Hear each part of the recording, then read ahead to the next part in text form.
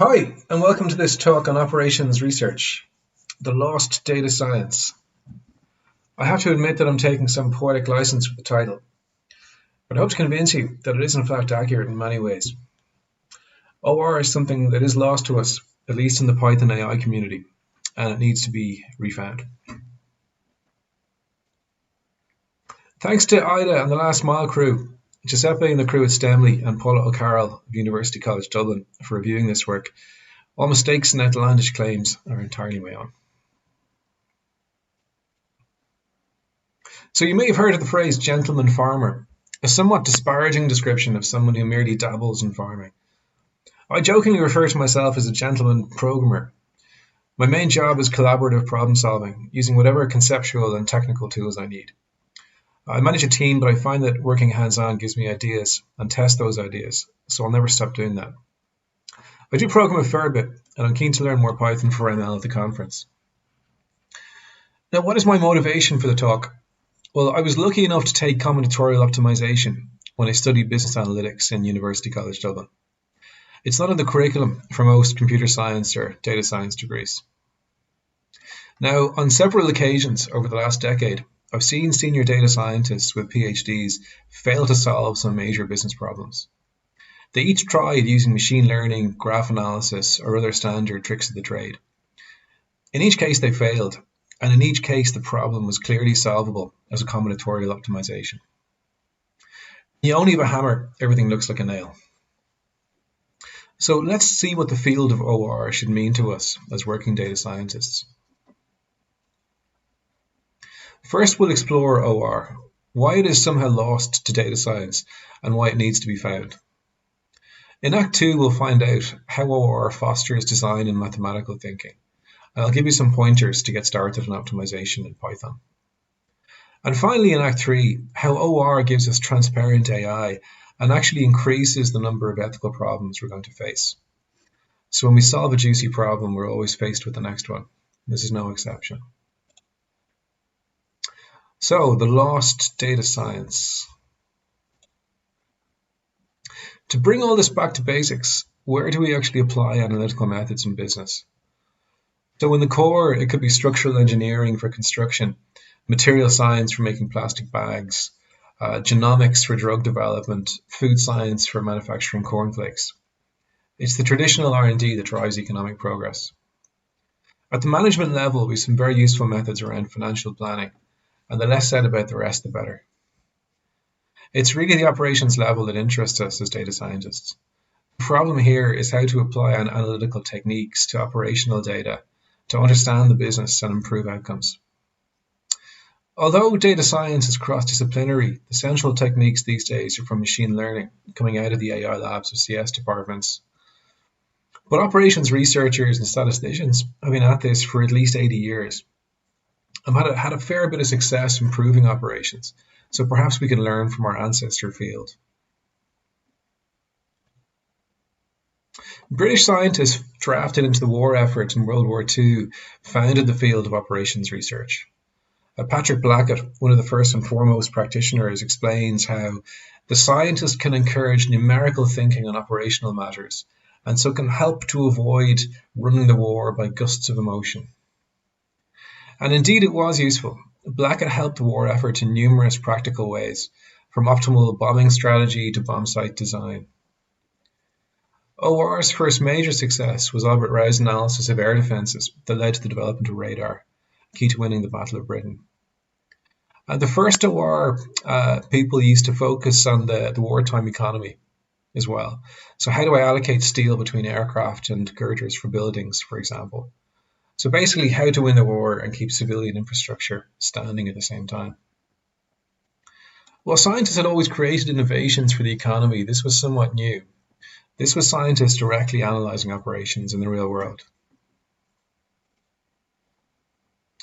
Corporate America understood the possibilities, and O.R. provided the analytical backdrop for the ultra-successful American system of manufacturing in the first half of the 20th century. We also saw the misapplication of analytical techniques from O.R. and economics by Robert McNamara and the Rand Corporation, who prolonged the war in Vietnam with their dubious calculations. From its inception, operations research couldn't afford the luxury of generating insights without offering prescriptions. To say, general, we can predict how many aircraft we will need next month, solves one problem to create another. The general's factories tell them we can only produce so many, and what about chips and guns and other things? General, we factored in resources demand and competing demand. This is how many aircraft we should produce next month, is, on the other hand, useful. So optimization became the central preoccupation and subfield of operations research, and remains so for very good reason. It helps to get things done. And many optimization problems boil down to making the right combination of choices to form the best or optimal decision. Linear programming is the classic way to represent and solve these types of problems. The techniques predate World War II, but they now got great use. Industrial production, allocation of cargoes to ships, there was no end of difficult problems to solve. Danzig invented the simplex method in 1947 to solve linear programs, and von Neumann, while he wasn't dreaming up artificial intelligence, contributed discoveries. So what is a linear program?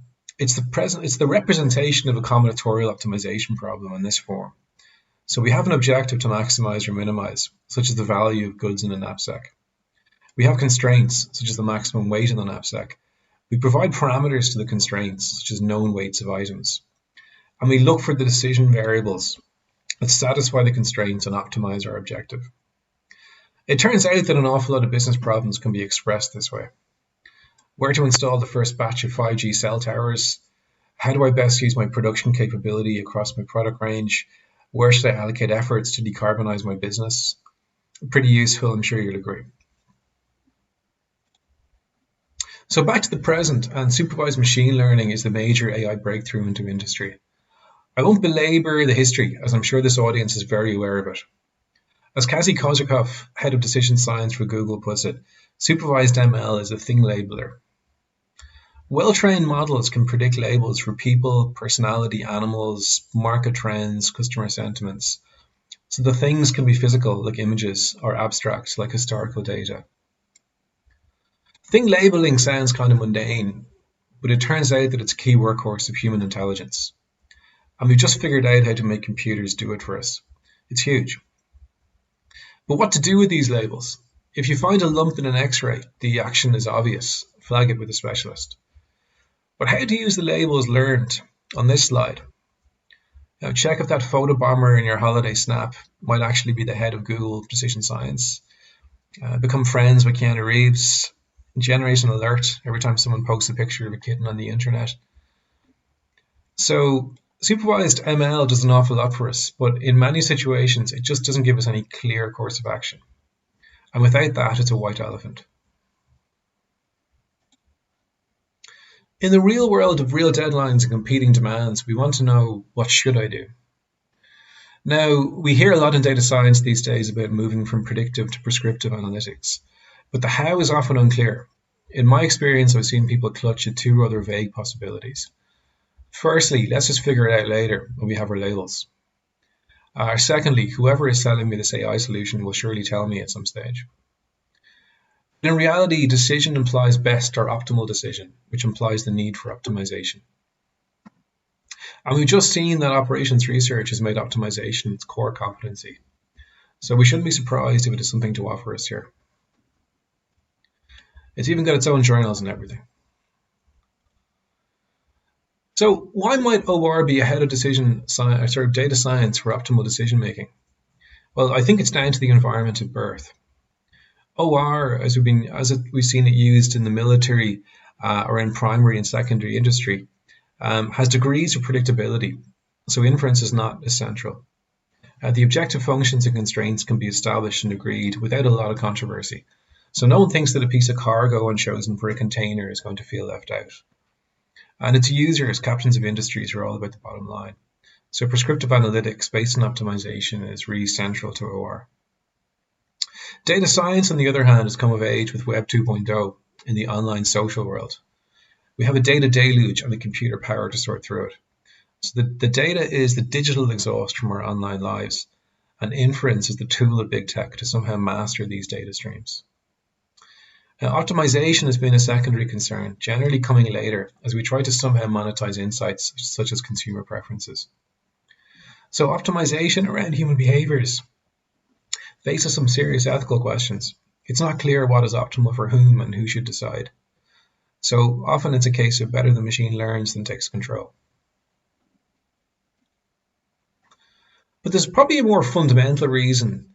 O.R. seeks to understand complex processes and maps them into a formal system for solving. In doing this, we uncover essential attributes of the system, including what is valuable, what is possible, what is not possible. Although the techniques are generic, the model of each new situation is entirely different. On the other hand, ML seeks to apply a meta-model to generic problems, such as image classification or machine translation. And I don't think I need to tell this audience that it's been wildly successful in this. Alex Krzyzewski's AlexNet won the ImageNet competition in 2012, beating out experts in computer vision without having any background in the field. Neural machine translation is outperforming linguistic models, painstakingly put together with decades of research. This is the great power of machine learning, and now deep learning. There is this incredible orchard of low-hanging fruit where we can do what seem to be highly complex very easily. And I, for one, have no problem with this at all. So one of the main areas I work in helping companies is using ML to kind of reap that low-hanging fruit. And the translation into business impact is still not trivial, so there's plenty for us all to do. But here's the thing, the promise of deep learning is that we can master a system, whether it's widget production or fraud detection, without truly understanding the system. Where does that leave us with decision making? Well, it's hard to make a decision from an inference about a system when you fundamentally don't understand the system. Yes, there's a lot of work going on interpretive AI and causality at the moment, but I see hard theoretical limitations on trying to reverse engineer labeling systems to generate the kind of insights that support complex decision making. So what do these limitations mean in practice? How is data science doing at the moment? Well, in one sense, data science and applied ML have been hothouse flowers, doing very well in their own environment. But as Peter Thiel has complained, tech has not progressed in the physical realm of atoms as much. And there have been some spectacular Silicon Valley failures in bio, education, and health over the last decade. Now, in the online social world, programmers constructed the online platforms. So it's very easy for them to understand and manipulate people's behavior on them. But as we move out into the real economy, we are faced with some very complex physical and social systems. The big takeaway from the biotech revolution so far seems to be better start cracking the biology books, better understand the system before applying ML. Now, these challenges are being met, and serious leaders in the field like Andrew Nung, Drew Conway, Hilary Mason, and DJ Patil are now grappling with complex systems, healthcare, energy, education. But the move out into the real world has been humbling for the field. So maybe it's time to lean on the big brother or sister that is operations research. They've been living out in that world for quite some time now.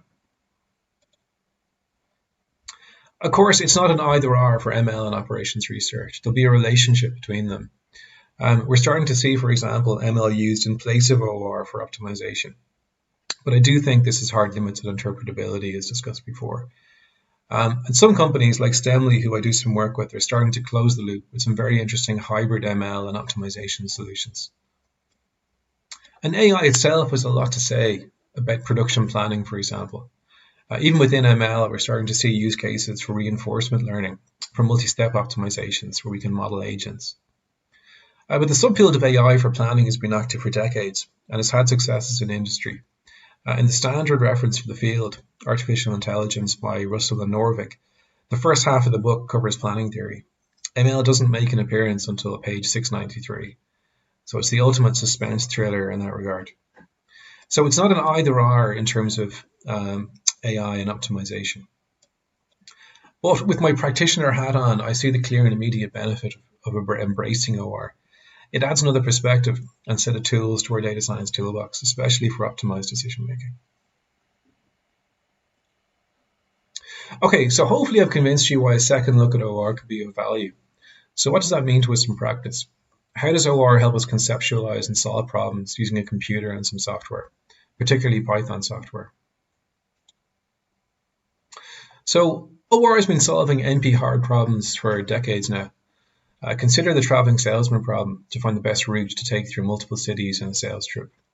Now, what is the combination of cities to choose to form that best route? Best could mean cheapest or fastest.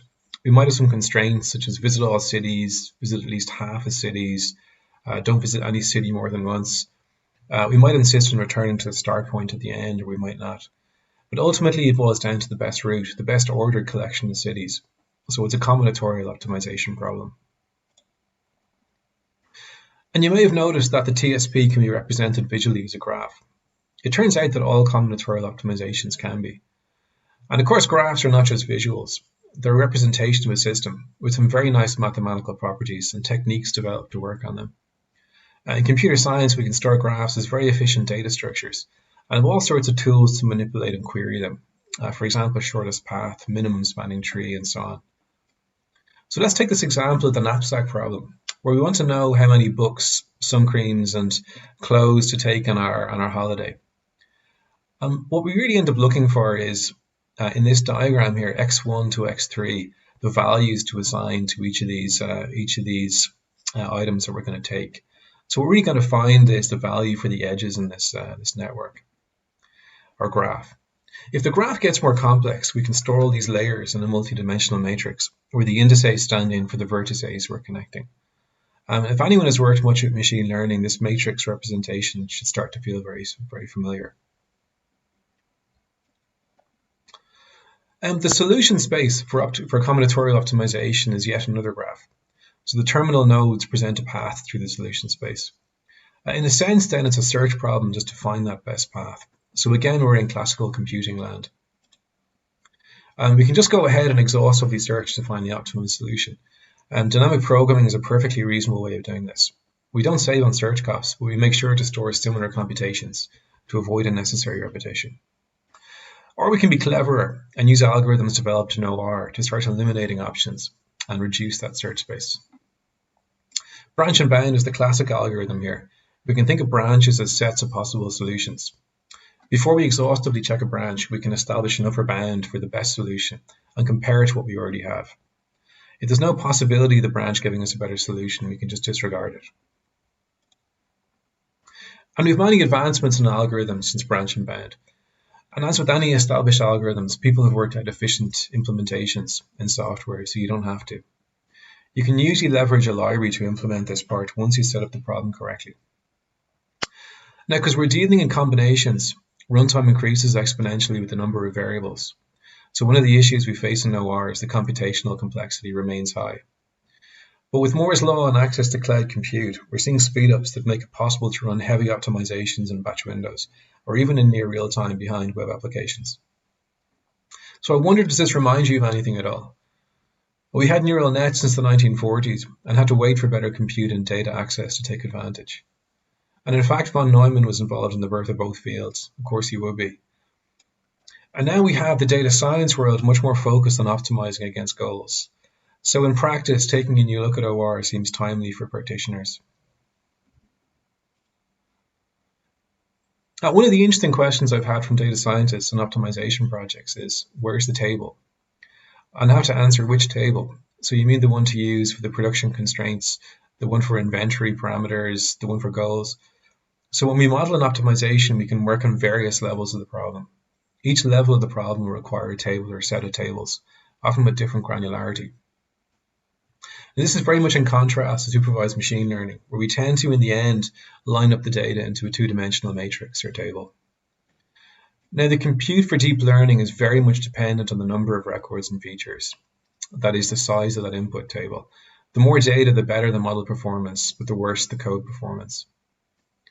With optimization, the data can be tiny, but the order of complexity is not based on that. Rather, it's based on the number of possible decisions, the search space. You can easily generate a solution space with 100,000 variables from a few small tables and a complex set of constraints. So the compute time will rise accordingly. It also needs quite a bit of work to process the data into the right shape for the problem, probably more so than for ML problems, where the only designation possible for a piece of information is a feature or a target. As we'll see, there's a bit more analysis and mathematics involved as well in setting up an optimization. Now, back in the 1990s, every consultant in the land wanted to map and re-engineer your business processes. Well, this is actually necessary for defining an optimization problem. For a supply chain, what goods can be held in what vehicles, what are their capacities, loading and unloading times, maximum travel distance per day, what does the network look like, what nodes can be linked, what cannot, what about delays? If we're trying to minimize costs, how do we define those costs? Are they fixed or variable? Over what horizon? What service level must be reached? How is that measured? How do we cost the missing delivery? So you need to know the system precisely if you're to have any chance of turning it into a mathematical model. So how do you get this map? Ask the client. You may find this weird for anyone who hasn't worked in business for say, a long time, is that most businesses do not know how they run exactly. How operational processes arise is very organic, and the knowledge is held in various brains dotted around the organization. So be prepared to learn a whole lot about chicken farming, ice cream, transport policy, forestry, emergency healthcare, renewable energy, or whatever industry you're interested in working in. This is the great pain and sometimes the great joy of operations, researching the operation. So mapping a business process means making those key details explicit.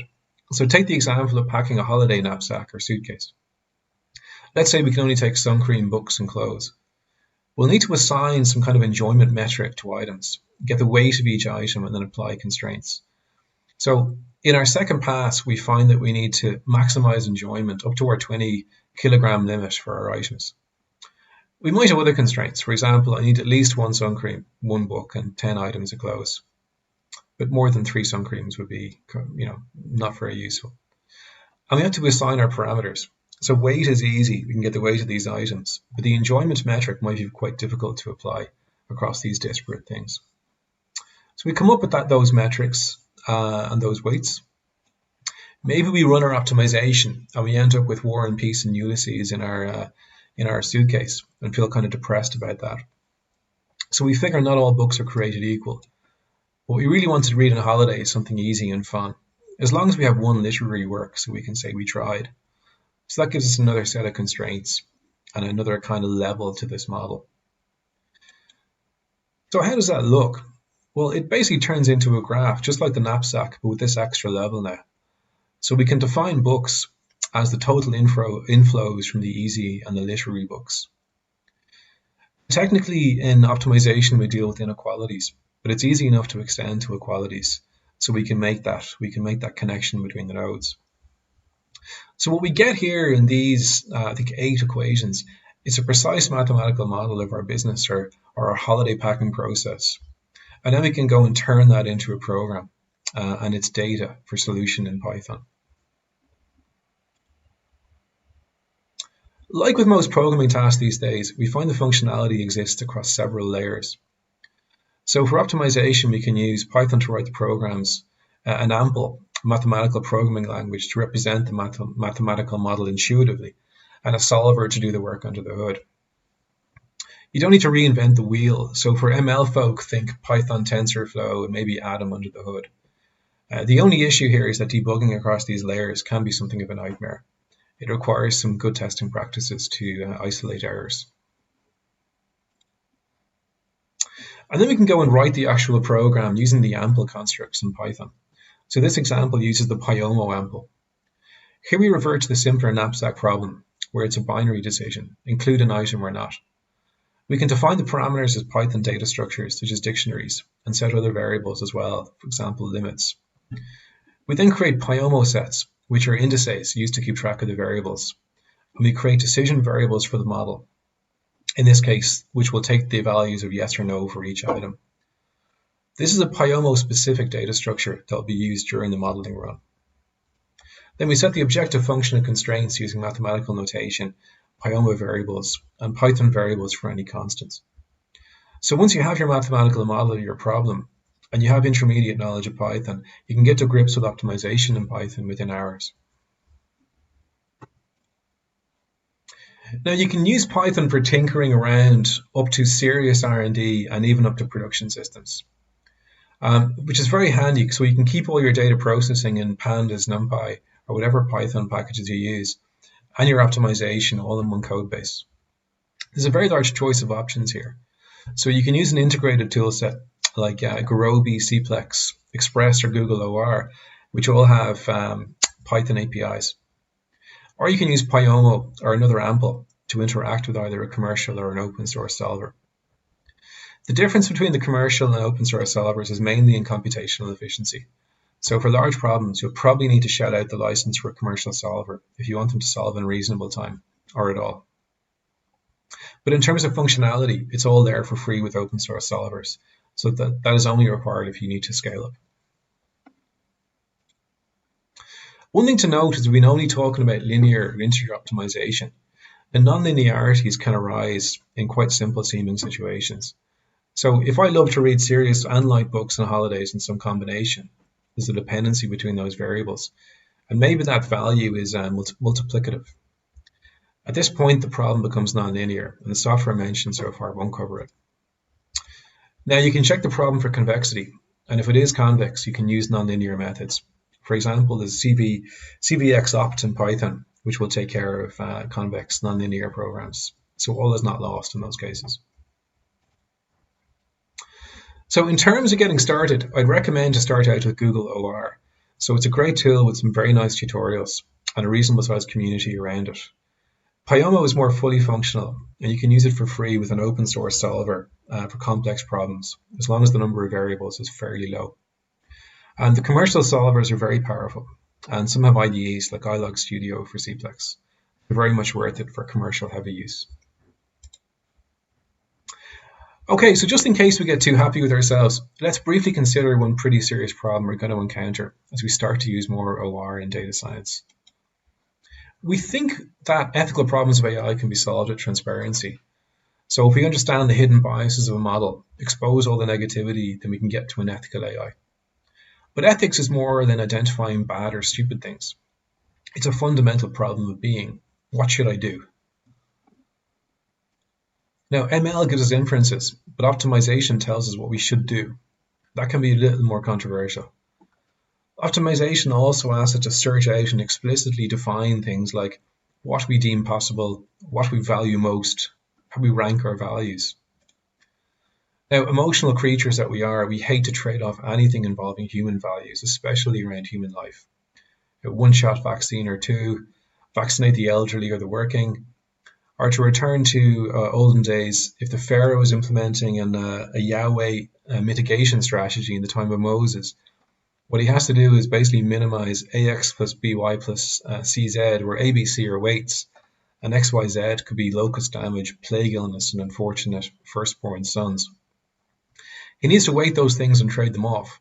Now, an ancient economist might help him do it, but he or somebody has to decide those weights. And he can't hide behind the papyrus model. It's his values that are made explicit and drive the solution. Now, economists love this kind of thing. They come up with concepts like quality to make trade-offs about decisions that affect people's health and longevity. Of course, we already have a pretty good measure of the relative value of things from revealed preferences. It's called money. But not many people are comfortable with putting a dollar value in a human life. So it's not that optimization is exactly going to increase the number of ethical issues out there, but it's going to increase the number of ethical issues we must face, because with O.R, we are upfront about the issues and decisions. We can't hide from them. In the field of data science, as we move from prediction to prescription, we're about to face the trolley problem again and again and again, not just for self-driving cars, but for every decision we make. So perhaps in this case, there's another lost discipline we might call on to help us with this one. Okay, folks, that's it for today. We've seen how O.R will help data scientists face real-world challenges. It opens up a lot of potential for creative problem solving.